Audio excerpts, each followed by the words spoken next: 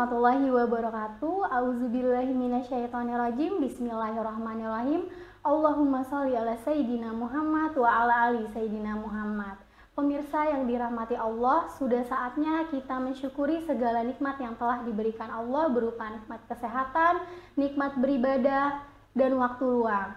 Sehingga kita bisa menikmati acara di Ramadan 2023 bersama saya Nur Samsia dengan tema Bolehkah Makan Setelah Imsak? Kali ini saya sudah bersama Ustadz yang fenomenal di SMP Al-Watonia 9, yaitu Ustadz Muhammad Ali Hamzah. Assalamualaikum Ustadz. Waalaikumsalam warahmatullahi wabarakatuh. Gimana Ustadz kabarnya Ustadz? Alhamdulillah sehat. Alhamdulillah. Semoga selalu dalam keadaan sehat ya Ustadz ya. Amin, amin. Gimana nih Ustadz perjalanan puasanya? Tak terasa sudah hari ke-7 Ustadz. Iya, udah seminggu ya nggak terasa. Iya. Alhamdulillah lancar.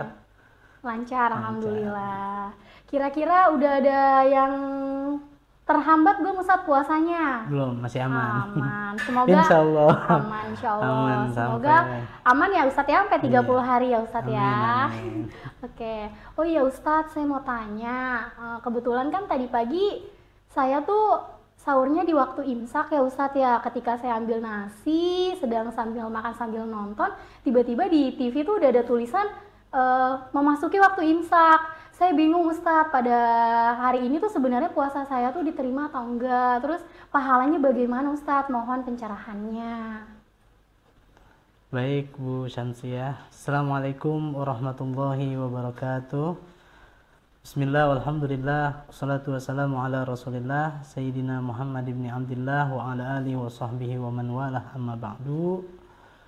Alhamdulillah, puji syukur kehadirat Allah subhanahu wa ta'ala, yang mana Allah telah memberikan karunia, anugerah serta nikmatnya yang begitu banyak kepada kita.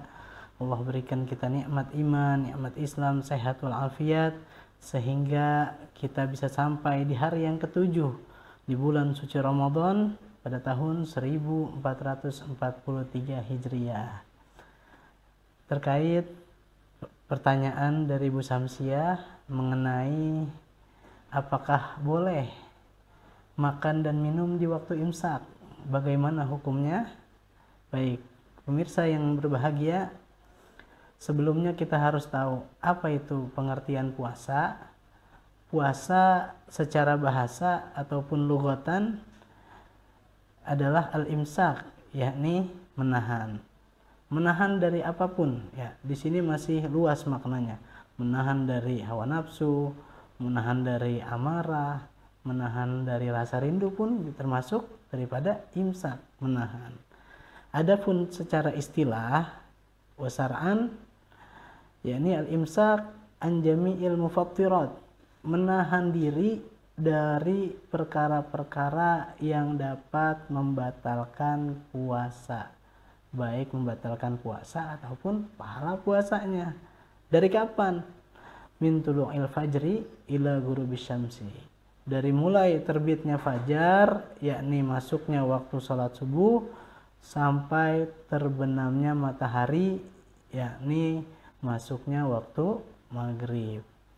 Nah, disinilah waktu kita dianjurkan menjalankan ibadah puasa. Kemudian juga ala niyatin makhsusatin, dengan niat ataupun dengan cara yang sudah ditentukan oleh ajaran agama Islam. Kembali ke pertanyaan tadi. Nah, bagaimana kalau kita makan dan minum di waktu imsak, apakah boleh? Nah, di sini disebutkan bahwasannya dihitung puasa itu dari mulai terbitnya fajar, yakni masuknya waktu subuh. Masuknya waktu subuh, di situ baru terhitung puasa. Jadi kalau belum masuk waktu subuh, masih diperbolehkan untuk makan dan minum dan lain sebagainya. Yang penting tidak melakukan perbuatan yang dilarang oleh agama Islam.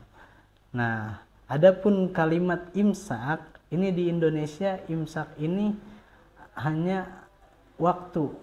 Imsak itu hanya sebutan waktu 10 menit menjelang terbitnya fajar atau masuk waktu sholat subuh. Jadi di kita itu imsak hanya peringatan, ya, peringatan. Adapun makan dan minum masih diperbolehkan, hanya saja jangan sampai kelewatan. Jangan sampai kelewat batas, kita makan, minum saking enaknya sampai lupa. Tahu-tahu masuk subuh masih terus. Nah, itu yang nggak diperbolehkan. Tapi kalau misalnya kita makan dan minum di waktu imsak dan sebelum azan subuh kita berhenti, masih diperbolehkan. Karena terhitung dari kapan? Dari tadi mulai terbitnya fajar atau masuk waktu sholat subuh.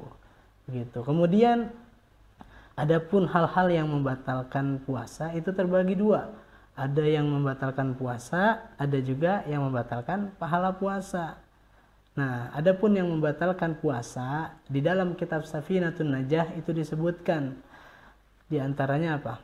Ya betulus saum.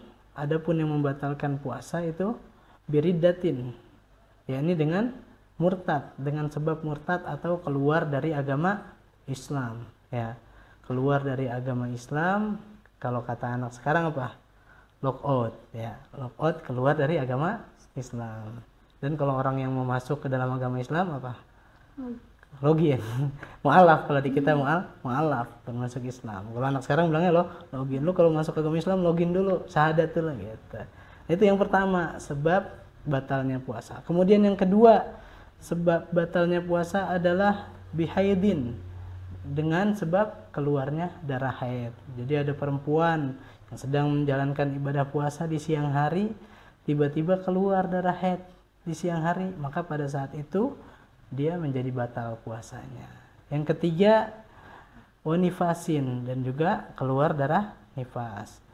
Dan juga kemudian wawiladatin, melahirkan, ya. Ada orang hamil udah 9 bulan lebih, tapi dia masih puasa, kuat untuk menjalankan puasa.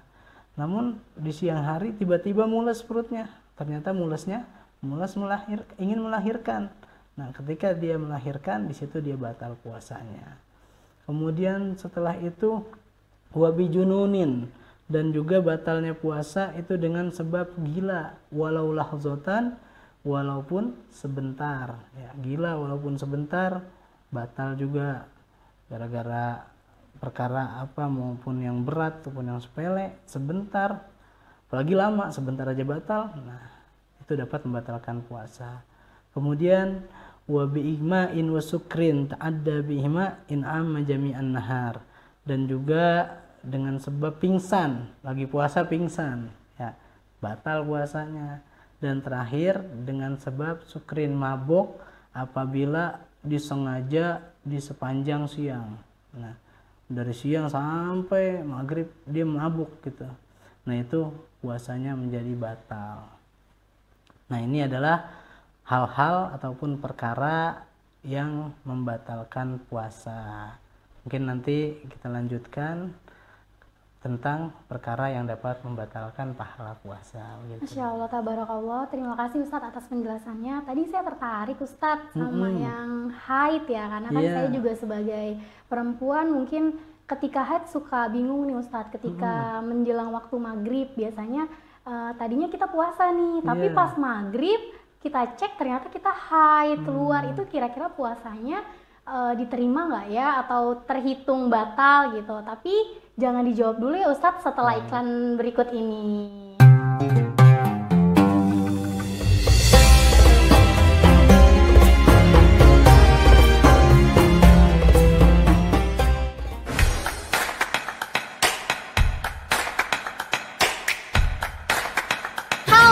Selamat datang calon peserta didik SMK Dinamika Pembangunan 2 Jakarta. Tahun ajaran 2023-2024 akan segera dibuka. SMK dan saya bantu. Selamat siang Kak, saya ingin bertanya, SMK Dinamika Pembangunan 2 Jakarta ada jurusan apa aja ya? SMK Dinamika Pembangunan 2 Jakarta ada 3 jurusan. Yang pertama L, yaitu akuntansi, keuangan lembaga. Yang kedua MPLB, dan kedua ketentuan dan lain-lain. Untuk informasi lebih lanjut, silakan klik link di bawah ini. Ayo segera daftarkan diri dan pantau terus PPDB-nya, jangan sampai ketinggalan ya.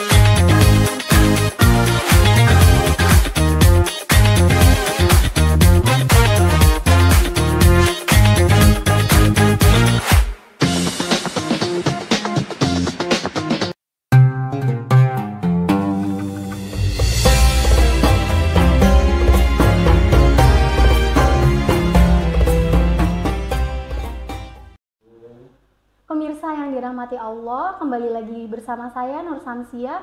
Jadi bagaimana Ustadz terkait dengan pertanyaan saya yang tadi, kita tahu bahwa kita haid pada saat menjelang buka puasa. Bagaimana hukumnya Ustadz? Mohon penjelasannya. Baik, Ibu Samsia, pertanyaan yang luar biasa ya. Terkait tentang haidnya seseorang wanita yang sedang menjalankan puasa di bulan suci Ramadan. Kemudian ketika menjelang maghrib dia keluar darah haid, atau setelah azan maghrib dia baru tahu kalau dia keluar darah haid. Bagaimana hukumnya? Nah, ini disebutkan di dalam kitab At-Taqriratus Sadidah bahwasannya syarat orang berpuasa diantaranya adalah suci dari haid. Maka disebutkan fa yustaratu an takunal mar'atu thahiratan jami'an nahar. Syaratnya adalah perempuan tersebut harus suci sepanjang siang, ya. Jadi harus suci. Dari kapan? Dari mulai terbitnya fajar tadi, masuknya waktu sholat subuh, hingga terbenamnya matahari, yakni masuknya waktu maghrib. Nah, manakala falau hadat, manakala dia keluar darah haid fi akhiri lahdatin nahar, di waktu penghujung ataupun menjelang daripada masuknya waktu maghrib, maka batala shaumuha, maka puasanya menjadi batal. Ini penjelasan dari kitab fikih, yakni diambil dari kitab At-Taqriratus Sadidah. Adapun pembahasan tentang haid ini sangat panjang, luar biasa. Bahkan kitabnya aja dia ada sendiri pembahasannya, dan juga waktunya tidak cukup, sebentar, Ibu. Mungkin di lain waktu bisa undang saya lagi terkait pembahasan tentang haid, ya Bu, begitu. Oke Ustadz, tadi kan udah dijelasin ya hal-hal yang membatalkan puasa di Betul. segmen sebelumnya. Nah, segmen setelah ini mohon penjelasannya Ustadz, hal-hal yang membatalkan pahala puasa itu seperti apa Ustadz? Baik, tadi kita sudah bahas di awal bahwasannya hal-hal yang membatalkan puasa terbagi dua. Ada yang membatalkan puasa dan juga ada yang membatalkan pahala puasa. Tadi sudah kita bahas yang membatalkan puasa, sekarang kita akan membahas yang hal-hal yang dapat membatalkan pahala puasa. Apa saja? Baginda Rasul Shallallahu Alaihi Wasallam, beliau bersabda, khamsun yufattirna shaim. Ada 5 perkara yang dapat membatalkan pahala puasa. Apa saja 5 perkara tersebut? Pertama, al-ghibah, yakni membicarakan kejelekan orang lain. Ghibah itu dapat membatalkan pahala puasa seseorang. Kemudian yang kedua, an-namimah, yakni mengadu domba. Mengadu domba atau menjadi provokator, membuat orang lain menjadi bermusuhan. Nah, ini juga salah satu perkara yang dapat membatalkan puasa. Yang ketiga, al-kadzib, berdusta, berbohong. Lagi puasa orang bohong, maka puasanya batal, pahala puasanya batal. Dan yang keempat, wal yaminul kadzibah, sumpah palsu. Dan yang kelima, an-nadhru bisahwat, yakni memandang perkara yang dengan hawa nafsu dan dilarang oleh agama Islam. Dan ini adalah perkara-perkara yang dapat membatalkan puasa. Maka sudah selayaknya kita sebagai umat Islam, umat Nabi Muhammad yang menjalankan ibadah puasa, itu mengerjakan puasa, menjaga diri kita bukan dari yang membatalkan puasa saja, tapi dari hal-hal yang dapat membatalkan pahala puasa. Seperti tadi 5 perkara. Ya, ghibah, namimah, berdusta, sumpah palsu, dan juga memandang dengan hawa nafsu. Karena kata Nabi apa? Kam min shaimin laisa lahu min siyamihi illal ju' wal atas. Berapa banyak dari seorang hamba yang mengerjakan ibadah puasa namun tidak mendapatkan apa-apa dari puasanya illal ju' wal atas, kecuali hanya haus dan lapar saja gitu. Kenapa? Karena tidak menjaga dirinya dari hal-hal yang dilarang oleh Allah Subhanahu wa taala. Jadi puasanya menjadi sia-sia. Begitu Bu Nur. Masya Allah, tabarakallah. Terima kasih Ustadz atas penjelasannya. Semoga kita dapat menjalankan ibadah ini dengan Amin. sebaik-baiknya dan tidak mengurangi pahala Betul. berpuasa kita. Jadi jangan sampai kita ibadah puasa namun kita merusak ibadah puasa kita sendiri ya. Ini ada kisahnya Bu Nur di zaman Nabi. Ya, gimana tuh Ya. Pak? Jadi ketika pada zaman Nabi itu ada seorang perempuan. Perempuan ini ngadu, dia ngeluh kepada Nabi. Ngeluh bahwasannya dia curhat, "Ya Rasulullah, inna fulana taqumun nahara tasumul laila walakinnaha tu'dhi jiranaha bilisaniha." Ya Rasulullah, ada seorang perempuan nih. Mana perempuan ini rajin puasa di siang hari. Kemudian kata dia rajin bangun malam sholat di tengah malam hari. Luar biasa puasanya, sholatnya, ibadahnya luar biasa. Namun walakinnaha tu'dhi jiranaha bilisaniha, akan tetapi perempuan tersebut suka mengganggu tetangganya dengan gangguan lisannya. Tetangganya dibuat sakit hati, dibuat tidak nyaman, dibuat tidak aman dari gangguan lisannya. Ini bagaimana ya Rasulullah? Rajin ibadah tapi mulutnya suka nyakitin orang lain. Apa jawab Nabi? La khaira fiha, kata Nabi. Nggak ada kebaikan dalam diri perempuan tersebut. Tuh. Padahal apa? Ibadah puasa yang seharusnya menjadikan dirinya sebagai orang yang bertakwa, yang harusnya dapat menghijrahkan dirinya dari akhlak yang tercela menjadi akhlak yang mulia, namun karena perbuatannya tersebut puasanya menjadi sia-sia dan tidak menjadikan dia sebagai orang yang bertakwa kepada Allah.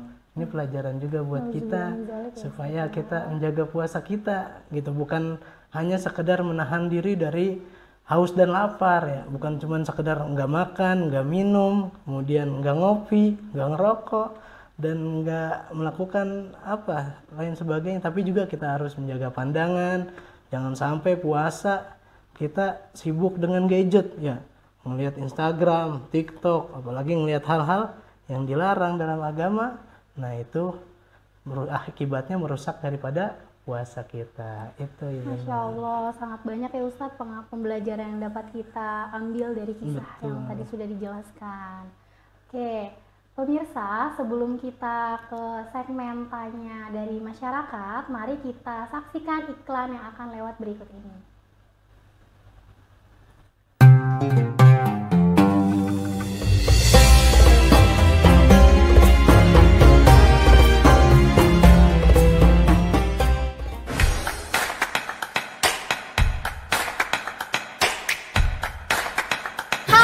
Selamat datang calon peserta didik SMK Dinamika Pembangunan 2 Jakarta. Tahun ajaran 2023-2024 akan segera dibuka. SMK dan saya bantu. Selamat siang Kak, saya ingin bertanya, SMK Dinamika Pembangunan 2 Jakarta ada jurusan apa aja ya? SMK Dinamika Pembangunan 2 Jakarta ada 3 jurusan. Yang pertama L, yaitu akuntansi keuangan lembaga. Yang kedua MPLB, dan yang kedua ketentuan dan layanan bisnis. Untuk informasi lebih lanjut silakan klik link di bawah ini. Ayo segera daftarkan diri dan pantau terus PPDB-nya, jangan sampai ketinggalan ya.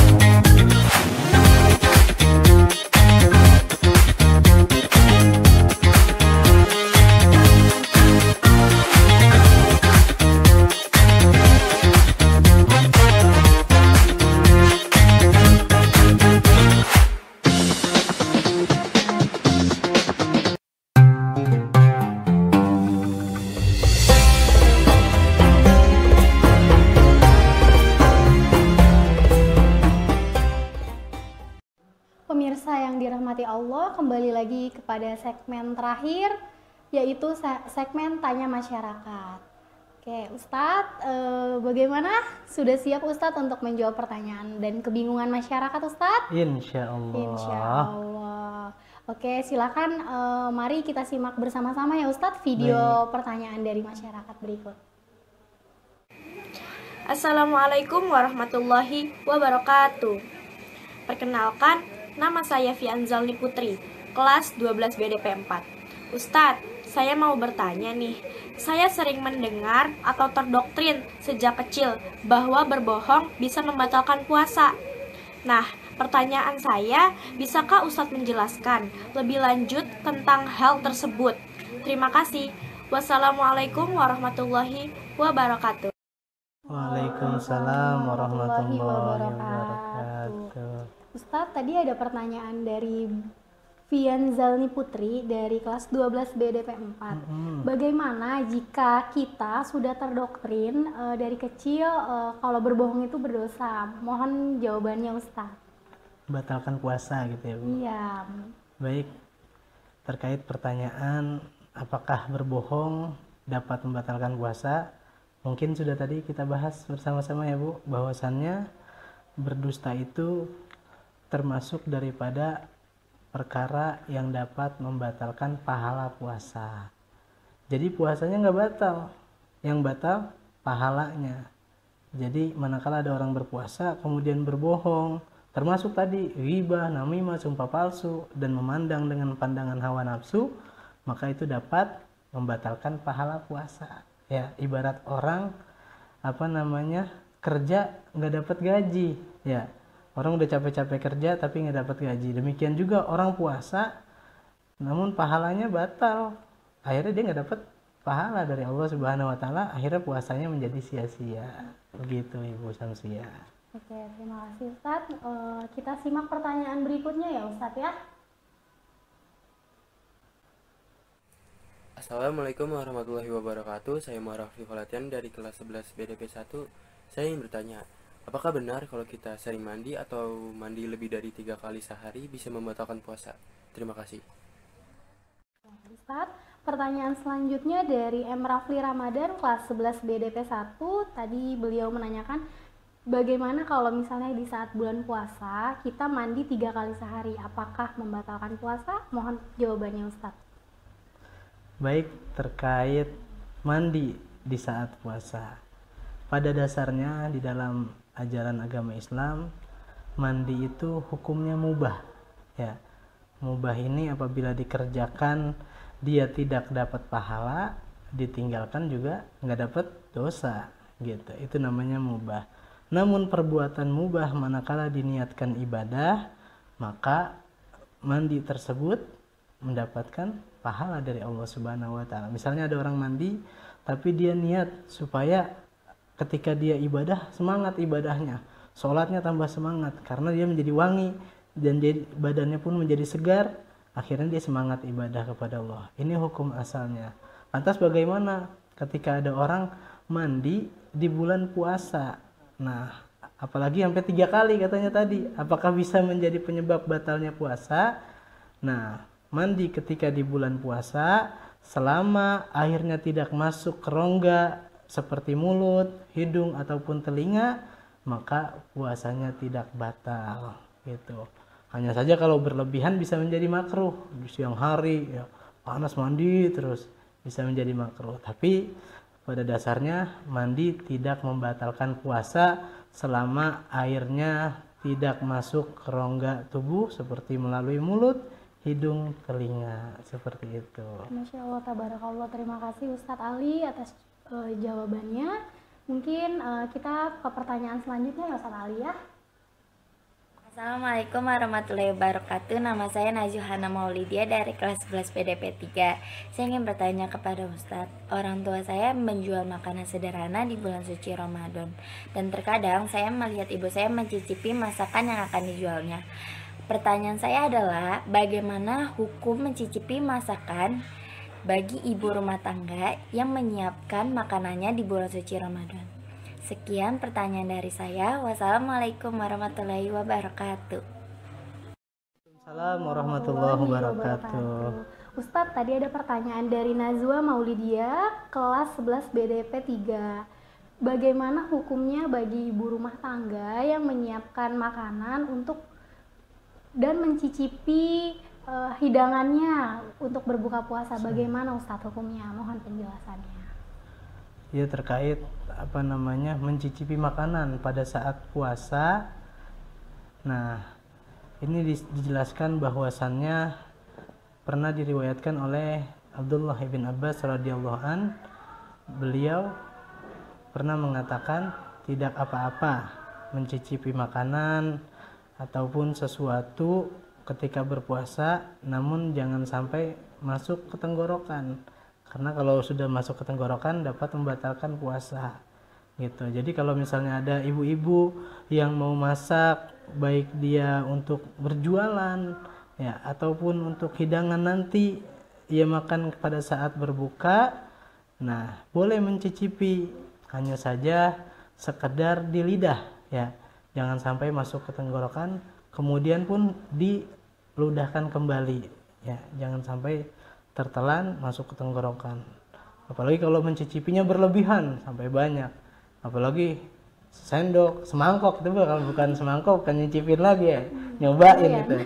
Nah, itu batal puasa. Kalau hanya sekedar di lidah, kemudian dia tahu rasanya asin atau tidak, nah itu diperbolehkan. Jangan sampai masuk ke tenggorokan sehingga tertelan, seperti itu. Masya Allah, tabarakallah. Terima kasih Ustadz Ali untuk penjelasannya. Mari Ustadz kita simak pertanyaan selanjutnya. Assalamualaikum warahmatullahi wabarakatuh. Nama saya Awe Varian Caniago dari kelas 11 TKR 5. Begini Ustadz, saya pernah mendengar pernyataan dari seorang bapak-bapak yang menyatakan bahwa yang membatalkan puasa itu adalah segala sesuatu yang masuk atau tertelan ke dalam tubuh kita. Tetapi asap rokok hanya mentok di mulut dan tidak masuk ke dalam tubuh, sehingga tidak membatalkan puasa. Nah, apakah pernyataan dari bapak-bapak tersebut benar atau salah Pak Ustadz? Dan bagaimana hukumnya? Sekian, terima kasih. Wassalamualaikum warahmatullahi wabarakatuh. Waalaikumsalam warahmatullahi wabarakatuh. Oke, tadi Ustadz ada pertanyaan dari Awe Varian Caniago dari kelas 11 TKR 5. Beliau menanyakan bagaimana Ustadz hukumnya jika kita merokok tapi kan tidak masuk ke dalam tubuh. Nah, itu betul. Bagaimana puasanya? Statement dari bapak-bapak yang beliau temukan tadi benar atau enggak Ustadz? Mohon penjelasannya. Baik, sebelum saya menjawab, saya mau tanya dulu nih, bapak-bapak mana nih yang nanya seperti itu nih? Ya, bapak-bapak nanya katanya ngerokok tidak membatalkan puasa karena nggak sampai masuk ke dalam tubuh. Baik, terkait tentang rokok, sebenarnya saya ini bukan perokok, jadi saya nggak tahu. Ini sebenarnya rokok, rokok ini sebenarnya masuk ke dalam tubuh apa cuma sampai tenggorokan atau seperti apa?